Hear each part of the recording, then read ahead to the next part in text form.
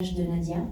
C'est un film d'auteur au jeu où je retourne dans mon village, où je raconte c'est quoi être une femme dans mon village conservateur en Kabylie. À l'époque, le film c'était une bombe parce qu'une femme qui fait un film au jeu, qui dénonce les traditions de l'intérieur, ça a beaucoup dérangé, mais en même temps c'est un film qui est devenu très important parce qu'il a initié des débats qui étaient très tabous avant ça. Et donc, Imen, Nisma, Ludmila, toutes ces filles étaient petites à l'époque et elles ont découvert mon film quand elles étaient à l'université de Bouera. Imen l'a découvert ailleurs et elles m'ont dit qu'en découvrant ce film, ça a cliqué dans leur tête. Elles se sont dit comment ça, une femme plus vieille que nous est venue déjà, elle a raconté tout ce qu'on veut dire, que nous on n'ose pas 10 ans après. Et donc, ça a été très très touchant pour moi, très émouvant parce qu'elles sont toutes devenues d'une façon ou d'une autre activistes. Nisma maintenant est très connue, elle a même une émission de Berbère TV. Ludmila, elle est devenue réalisatrice parce qu'elle voulait, quand elles ont vu, elle m'a dit, tu as été un exemple, j'ai compris comment je veux raconter les histoires, c'est à travers le documentaire. Imen, c'est la même chose, elles viennent presque du même village.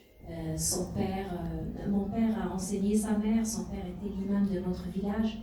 Et donc, depuis 2014, on parlait.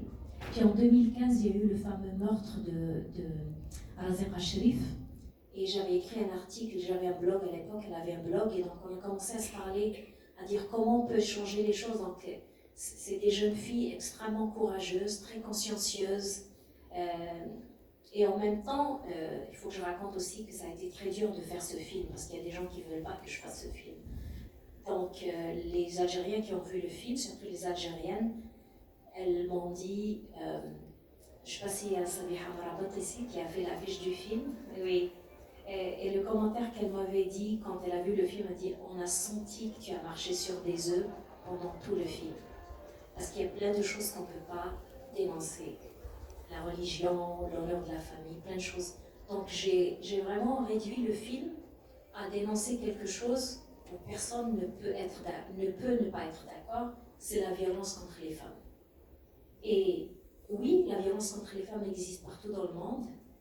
Le problème dans des pays comme l'Algérie ou dans des pays où il y a la tradition patriarcale et l'honneur, dans les pays arabo-musulmans surtout, le degré de difficulté, c'est qu'on ne peut pas en parler. Les familles, si un homme tue sa femme ou sa fille, ou un frère tue sa sœur, c'est qu'ils ont une raison, il y a l'honneur, donc tu ne peux pas en parler. Et donc en Algérie, il n'y a même pas une liste des féminicides. Les féministes qui ont une liste de féminicides, elles se font hacker.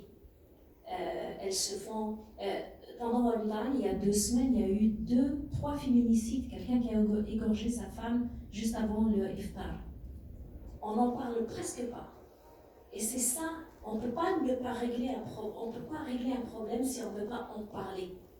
Et c'est un peu la mission que j'ai voulu donner à ce film, c'est qu'au moins faire un film d'une façon quand même, je crois que je n'ai pas été très méchante, mais au moins juste parler. Parce que les cas que j'ai choisis, c'est des cas qui sont arrivés, il y a des dates, il y a des lieux, on ne peut pas me dire que je les ai inventés. Donc c'est un peu ça je me dis, si le film peut servir, ce serait surtout pour ça, et surtout, bien sûr, pour honorer le travail, le courage d'Iman. Elle m'avait demandé de faire un film sur son combat, et c'était même pas 3 mois avant sa mort. Donc, elle se sentait en danger, ça c'est plein de choses que je ne peux pas dire, mais quand j'ai su qu'elle est morte, c'était pour moi comme une mission. Je dis, c'est pas possible qu'on l'enterre et qu'on n'en parle plus d'elle. C'est un peu ça le